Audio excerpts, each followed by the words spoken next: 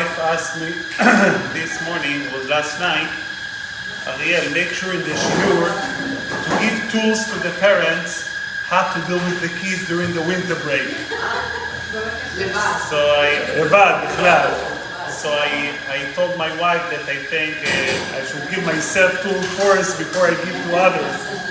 However, I think we can share some tools that I think applicable for vacations and general life. יוסף! בוא חיבוק, יוסף! באתי לחבק אותי, מה זה חינוך נתתם לו? לא, יוסף, הוא לא מתבייש. הוא לא רואה אף אחד שיש לו חיבוק, יוסף, מה? I can't start my speech without חיבוק.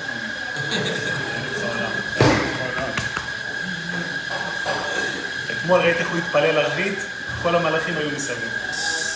בעין הרע. Okay, so this week, we see something very strange.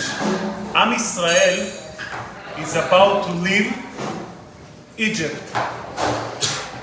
The first thing, before they leaving Egypt, Hashem giving them a very special mitzvah. What's a mitzvah? Rosh Chodesh.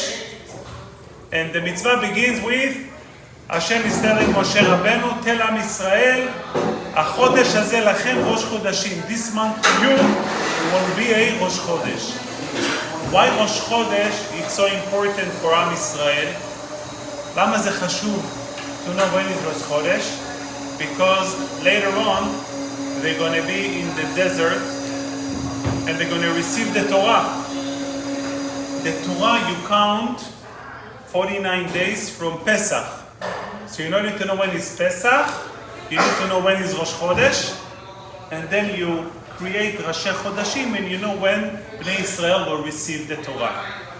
This message, knowing when to receive the Torah, seems to be way too early. Why?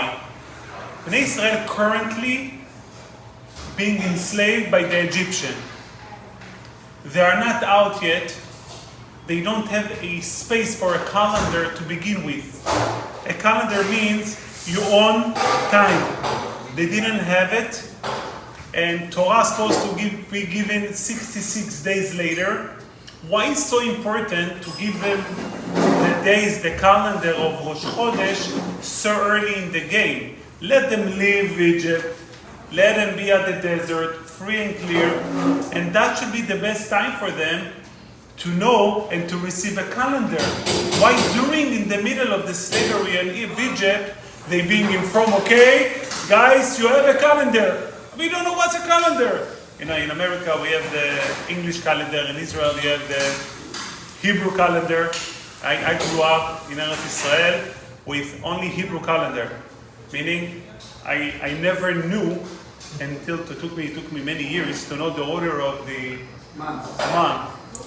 He used to call I saw once two Hasidim in a shul, sitting in a shtibel. You know, it's a minion factory. They were standing and looking at the book, and they look inside, and they say to each other in Yiddish, mamzer, mamzer. They look at the book and talk about mamzer, you know, mamzer.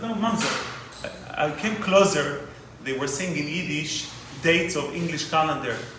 So this calendar is the days in the mamzer, you know? Just a penny, right? So since the counting since the mamzer, so they were giving English days, to the mamzer, to know when the mamzer is. Yeah. So I grew up as a kid, I never knew the English calendar. It wasn't used at all, none in school, not everywhere. Even the Czech in Israel, you do the Hebrew date, and they accept it obviously. So like for me, the English calendar was very strange. Celebrating English birthday until today, it's very difficult for me. In my house, I don't.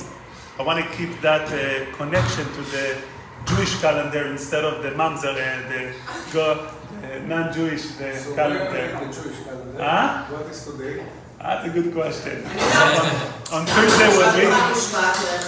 You? Huh? No, כמעט. בשבוע? אתמול היה יום. נכון, צודקת, שתיקחו את הרבניות. נשות ישראל יודעים יותר טוב. So the question is, what's so important about switching? The question is, why are we changing the calendar while Bnei Israel are in Egypt instead of getting them out of Egypt and informing them of the calendar? I think this message, it's such an enormous message that's important to us as a people, to our kids mainly, and especially now for vacations. If you know, there were many stories in Am Yisrael, very difficult moments between Am Yisrael and Hashem. There were a lot of battles they seen. They did the Golden Calf, they did Chet HaEgel, they rebelled against Moshe Rabbeinu, they had problem with the water. There were many, many issues among Am Yisrael. You know when those issues were taking place? Only at the beginning of the 40 years. There were 40 years at the desert.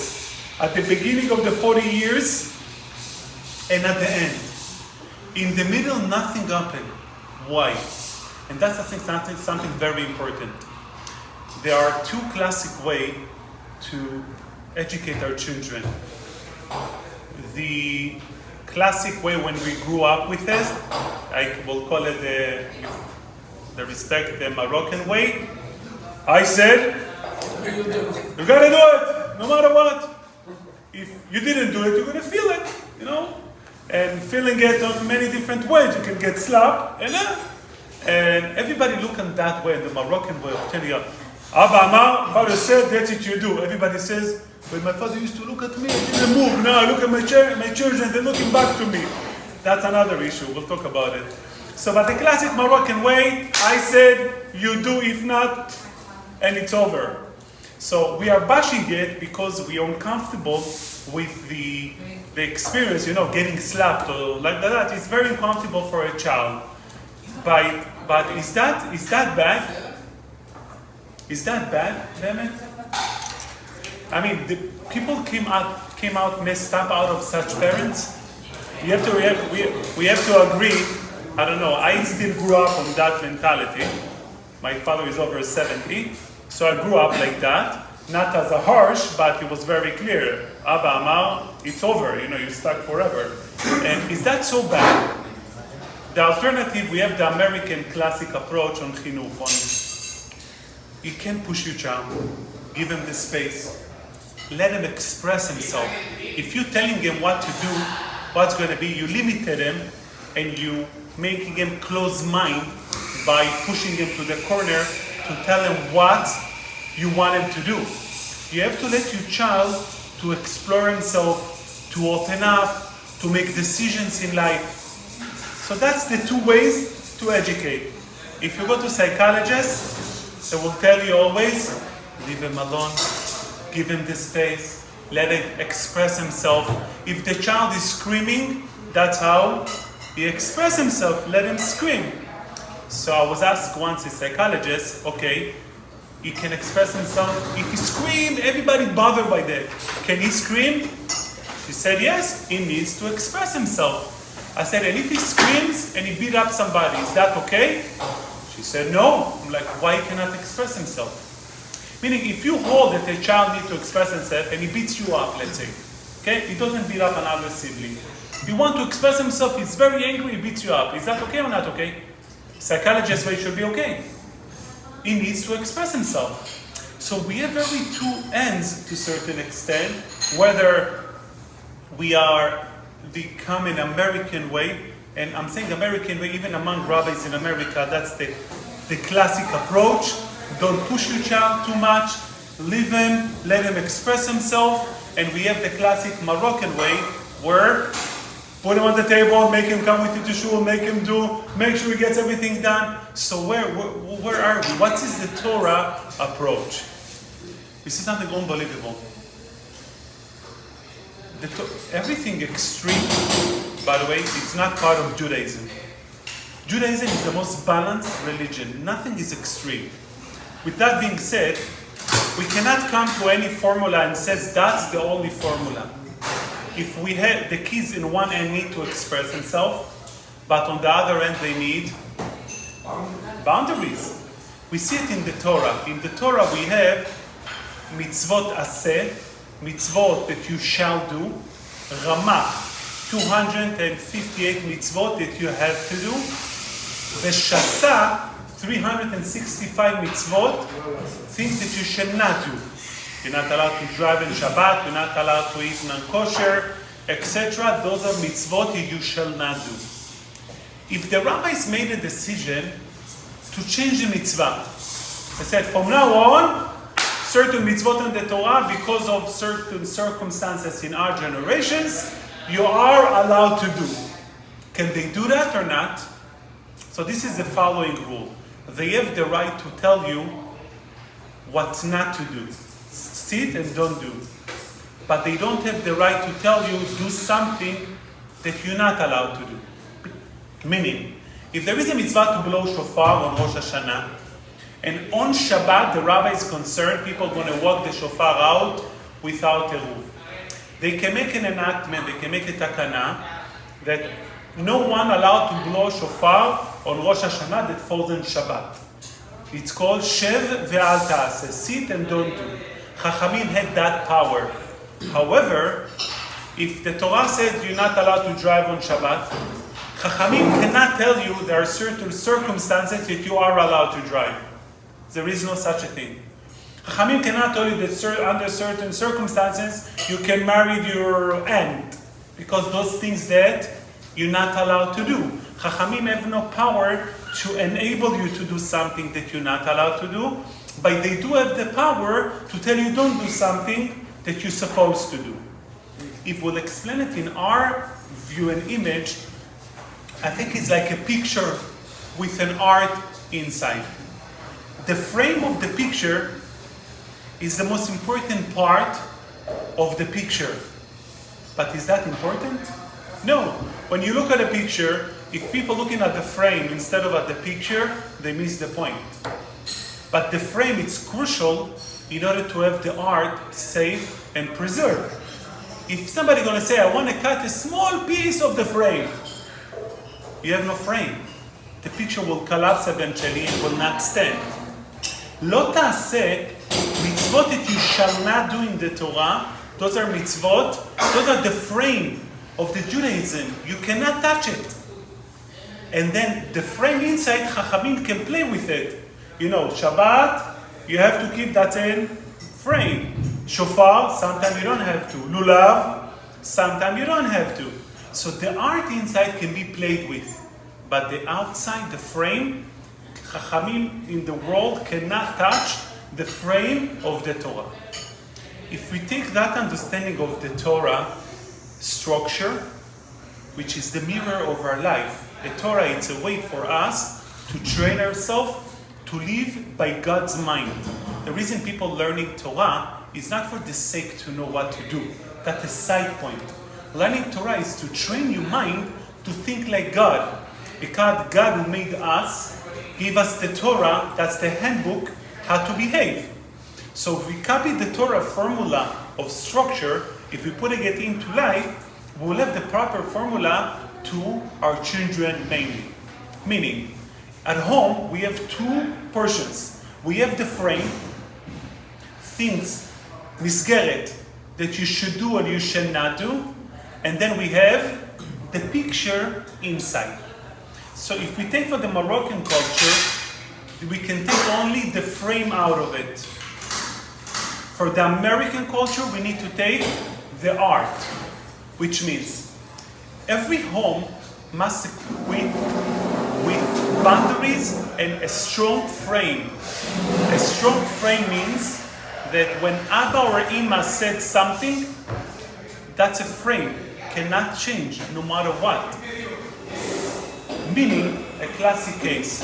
I was talking with a parent who had a difficult time with his children, and he told me that one of his siblings want to report him to the DCF, Department of Children and Family.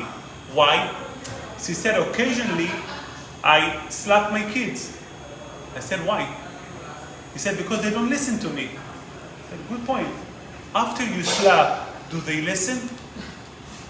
No. So why do you slap? I think that's an important thing to understand.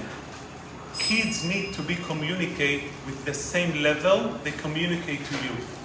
Meaning, if a child doesn't want to do something, and let's say throw a drama, he doesn't want to do it, scream, and you're giving him a slap, you didn't communicate with him. A communication with a child on the level of the child. So if the child doesn't want to do something and he screams, as parents, you need to make very clear boundaries. Your screaming are not going to be effective. How do you make screaming not effective with a child? Every child knows that a wall it doesn't go through.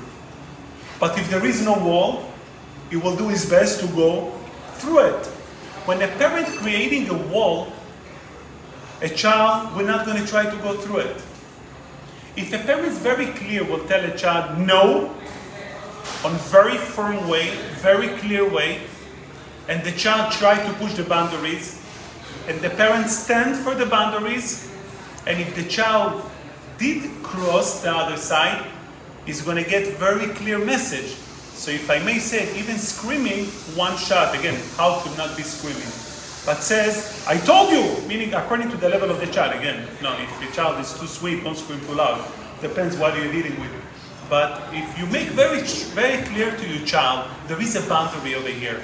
I am the parents, you don't say that, you give the message, and I told you to do something and you're going to do it, there is no negotiation. And you give the message very firm and clear, the son sees a wall in front of him. The daughter will see a wall. Nobody wants to cross a wall. It was once in a shul. I saw a boy, the father had him on a later age. The father seems to look like a 60, 65, and the boy was 6 years old. In the middle of the shul, he said, Abba, I want candy. Scream loud. No. Okay. Abba, I want candy. No. No. I appreciate the father. Said very clear no.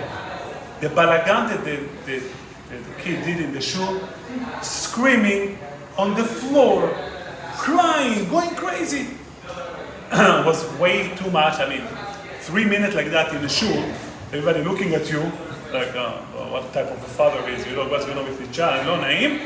3 minutes after he got him out, he gave him a candy, and the scene was over. So, if you think, let's think on the mindset of the child, and this is the most important understanding. What does the child prefer? Not to get a candy and to move on? Or to cry for 3 minutes and to scream to get a candy? What does the child prefer? Candy. No. Child doesn't want to scream. During these 3 minutes, the child suffered. He was crying. His father trained him that when you want the candy, you need to cry and scream. Is it worth it for a child for 3 minutes to cry and scream? No, children don't want to cry. Hashem made us happy. What's the proof? Kids are happy. We're messing it up. But Hashem made us happy. A child doesn't want to be unhappy. But if you're giving him that gap, you're pushing him to be unhappy for 3 minutes. Children don't want to be unhappy. Children prefer not to receive a candy and to move on than crying for 3 minutes and receiving a candy. But this child has no choice. His father trained them that you need to cry for 3 minutes to get a candy. If father would put a wall, candy, no? Okay, no problem. He goes outside, he's going to play with his friends. The wall, our children are seeking for those walls. They need it. They're crying for it. And the more we are flexible on the walls, we think we want to be nice to our kids. We don't want to be too firm. We don't want to be like our parents or their grandparents. We're missing the most important tool. Children need a wall. Why it's so crucial? The wall of the parents toward the kids, this is what's giving the kids of self-esteem. Kids today have no self-esteem because if there are no walls around me, I don't feel secure in life. If I can do whatever I want, I can push my parents, then I have no wall. Kids want to have a wall, want to have somebody strong next to them. They don't translate you as a parent as somebody strong.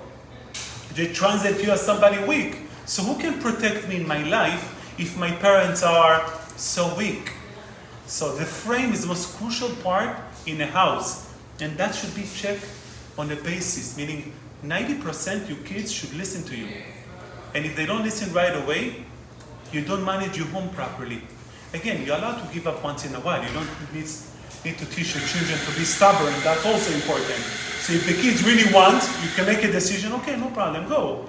But the general should be an approach, the home, there are walls very clear that no one can cross.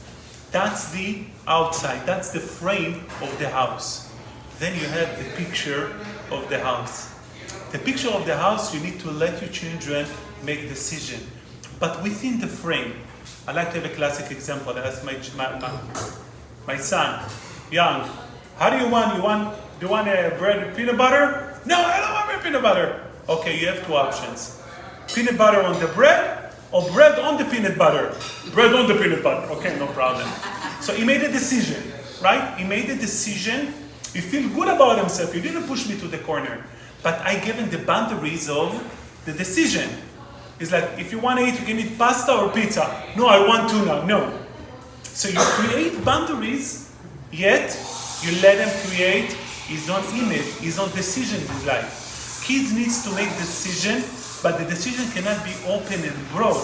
The decision must be limited within the boundaries that we are creating for our children. It comes up to many times in life that we need to train them to make decision, and it begins even on a younger age. Meaning, you ask your child, what do you want to eat? He said, I don't know. Don't let him, I don't know, and give him pasta. Let him make a decision. So what do you want? You have 10 seconds. 9, 8, pasta. Okay, he made a decision. We need to train our children to make decisions for themselves. We need to train them to get used to for their own personality, but again, within the frame that we create for them. Because a decision without a frame is not a decision. It's called in Hebrew, itpa'ut. You are all over. You're not making a decision.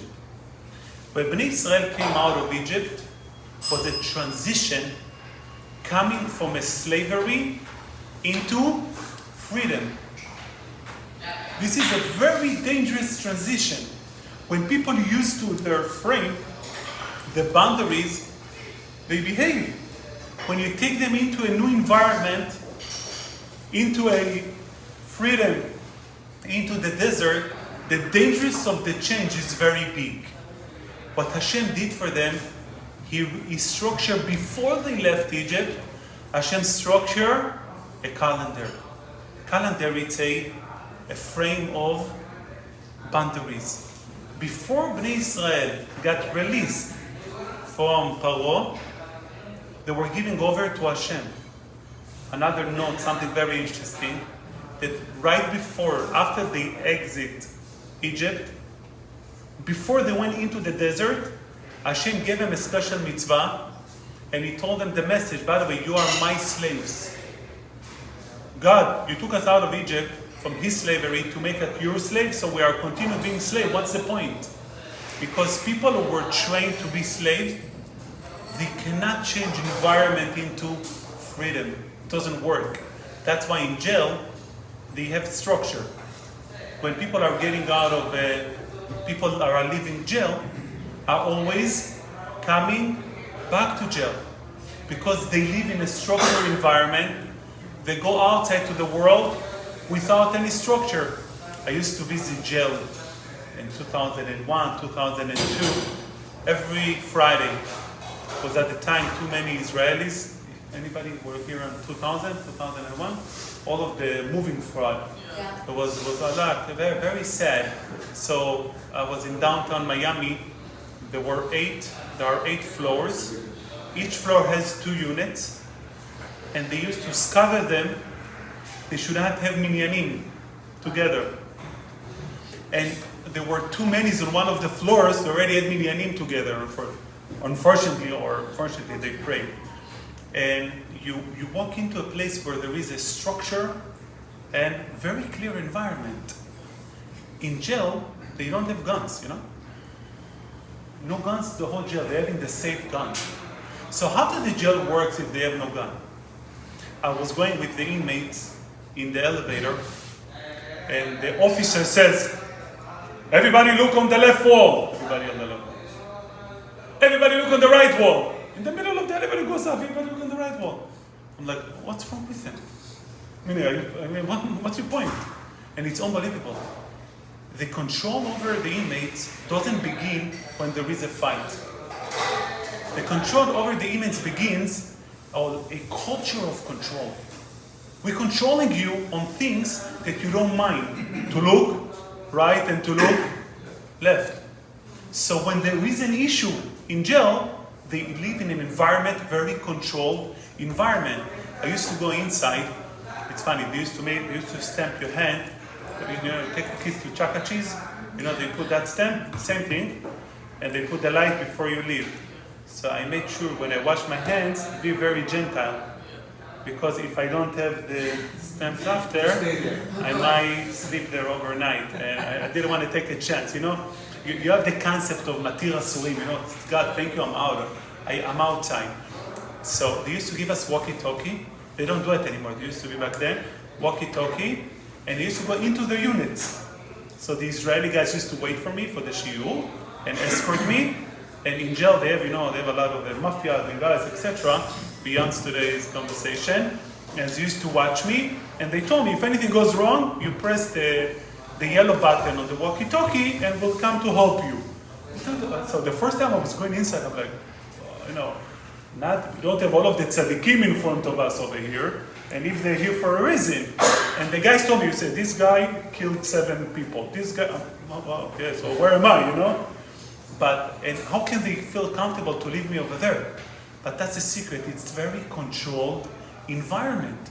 A controlled environment controls people and make them do what they have to do. Let's copy that to our home.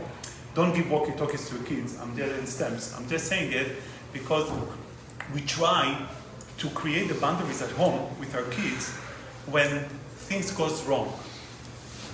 You want him to listen to something, he has his attitude, you don't want to listen, and you create, now you have to listen. You need to have a controlled environment at home. The boundaries should be done on simple tasks. All parents are trying to begin with that challenge. You have to begin it on something small that they want to do. One of the boys in Shorashim, we had an incident a few weeks ago. The leader, so we had an evening in Shorashim, 15 kids are inside, and he's telling them, okay, we don't learn today, we go out. You get everybody out. Now you need them to go back to learn. So I told them, I said, listen, I'm giving you 2 choices. Either you're going on inside or you're staying outside. Like what? Like, make a decision. He said, okay, I'm staying outside. I said, okay, everybody, we're staying outside. Very good, thank you for listening to my decision. You look at me like, I didn't listen to you, what do you want from me? But I gave him 2 choices, and I told him, I'm controlling what decision you're gonna make. Now, he doesn't have any other choice. Either it can be inside or outside. But I gave him the environment, the feeling that I am giving you decisions. And he made a decision that I choose. And then I told him, okay, we're standing outside. Now, I want you to move over here. Suddenly he's moving to the other side. He got blunt, he got stuck into that environment and somebody is controlling me. But I didn't try to control him, to fight with him. You want to be outside? No, everybody going inside. No, I'm with you. But I'm controlling your decision on things that you want to do. You want to stay outside, but I'll make you decide what I told you to do. Later on, everybody got inside. We tell them, go over there. And now everybody inside, they were already in a control mode, and I was able to get everybody back inside. Same thing at home. You don't need to control your children. Again, we're not trying to control. We're trying to put boundaries for their sake during when things are difficult. You need to take them aside when things are simple. If you know your child likes to eat bamba, you tell him, come over here, go to the closet, take bamba, I want you to eat now. You give them decisions. Later on, you ask, okay, just take your plate, put it in the garbage. Later on, escalate it, but train them to be in the environment. You cannot start on one day, everybody suddenly, you have to listen. But you have to create environment where you give instructions. And people don't want to, can you please do that? Anything for the sake of the house, for the child, you're not supposed to say please. Meaning you can say please as a polite, but the order got to be clear. In the house, I'm giving you order as a father or as a mother, and you must follow my orders. Taking it now into the transition of very soon we're going to have a winter break. One of the biggest issues of parents with kids, that the kids are going through a transition of a school, an environment, and a structured environment into non-structured environment. And as parents, we're frustrated as we see them get up in the morning and going crazy. We must create a replacement for what they experience in school. They want to be structured. They want to be in an environment at home that there is a structure. If you tell your children do whatever you want and watch TV and do all day whatever they want to do, you didn't give them instructions. You must give the instruction to the children as they transition into a home with structure. Wake them up in the morning. It doesn't need to be at 7 o'clock or 6 o'clock, but you wake them up. Let's go. We're eating breakfast. We're doing things. Bring them into transition of order and system so they can be secure that there is a organization at home. If home lives without organization, it takes time for kids to live without it. But after that week that takes time, they go back to school and you can suffer a whole week. That's why everybody in vacation, you see everybody are coming back so tired. What's so tiring about vacations? You have no structure. Neither to yourself and for your children. So they don't behave the same, they don't act the same. And even during vacations, you go out on a trip, you gotta create the system in the vacations. You gotta keep up orders. You gotta give them the feeling there is someone who's running this show and you're part of it and you will comply. But again, that's only the frame. Inside, we need to give them making the decision, but also those decision needs to be within our choices of the decision for them to do. Yeh Ratzon, we should come out of this vacation still normal and happy, and we should be really, usually by the end of vacation, people go to the Torah and say Agomel, Baruch Hashem, we came out of it, and vacation can be the most beautiful experience for 1% of the people. But in order to be that 1% that to have the most beautiful experience and to strive to have vacation again, you got to prepare for it in advance, plan yourself properly, create the structure, and have a lot of bracha. So next week there will be no shiur, only the following week.